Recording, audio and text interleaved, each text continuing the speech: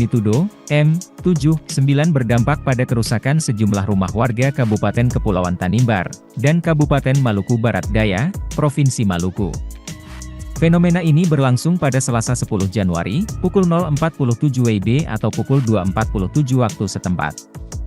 Badan Nasional Penanggulangan Bencana terus memantau dan melakukan koordinasi dengan Badan Penanggulangan Bencana Daerah, BPBD, yang terdampak gempa.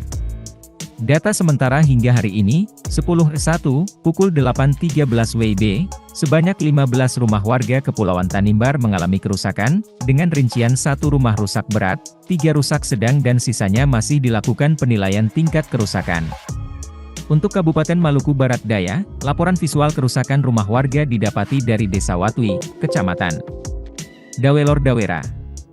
Selain rumah, di Saumlaki fasilitas pendidikan SMP Kristen Saumlaki dan SMA Negeri 1 Saumlaki, Tanimbar Selatan, mengalami kerusakan.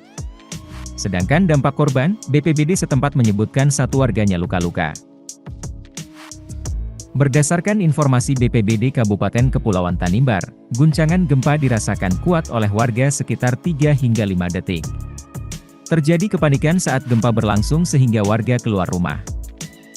Pasca gempa, BPBD Kabupaten Kepulauan Tanimbar melakukan koordinasi dengan aparat desa dan kecamatan. Di samping itu, petugas mengimbau warganya untuk tetap waspada. Terima kasih sudah nonton, jangan lupa like, subscribe, dan share ya!